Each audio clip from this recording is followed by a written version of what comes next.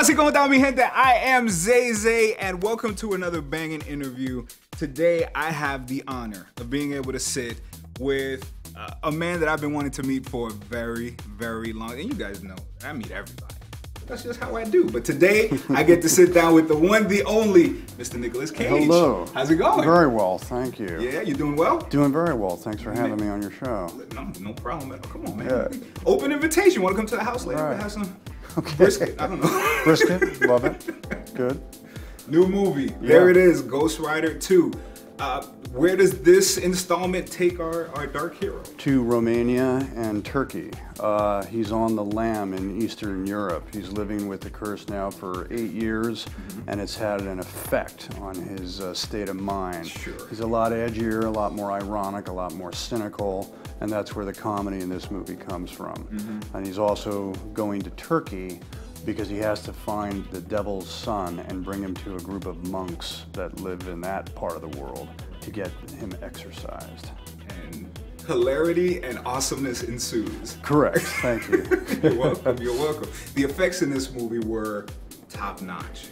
These guys are extraordinary. Wow. In the true sense of the word, they're not like anybody I've ever worked with before. There's nothing ordinary about them. Mark Neveldine is on rollerblades, holding a camera in one hand and a motorcycle in the other to get a shot, literally risking his life to get a shot, or thrown off a cliff with a wire with a camera. Any moment he could collide into Idris Elba's stuntman.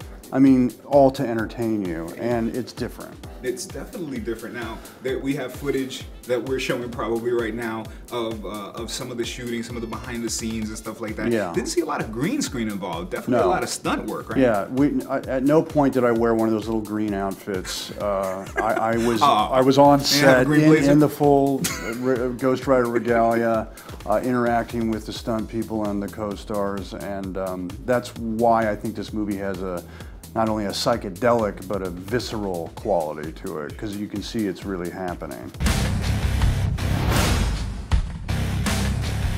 He'll take on a new form. One more powerful than he's ever known. Now, this is, for now anyway, capping a career, what do you, about 70 projects that you've acted in so far? It's been, yeah, I lost count, but it's been 33 years. It's been a good time. Is there anything during that time that you turned down that you might have been like, I should have probably jumped on that? Well, I know what you're talking about, that Empire interview I did where they asked me that question, and I did say that there was Lord of the Rings and also The Matrix, but at that time, those movies, I was actively involved raising my oldest son, and I didn't want to go to New Zealand for 3 years or Australia for 2 years.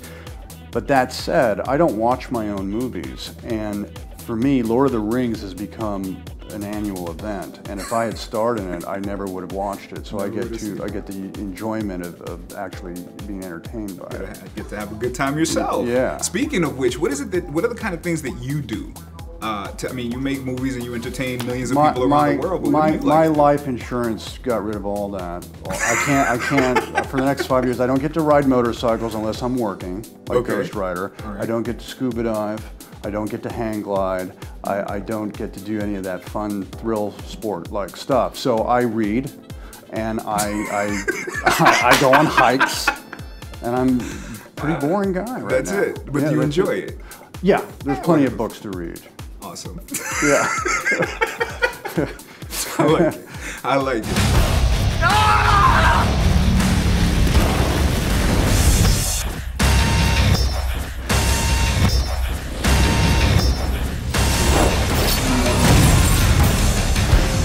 Do me a favor, look into the camera and in 30 seconds, sell me this movie. Why do I need to go see Ghost Rider? In 30 seconds, you need to see Spirit of Vengeance because it's psychedelic, it's death-defying, it's scary, and it's funny.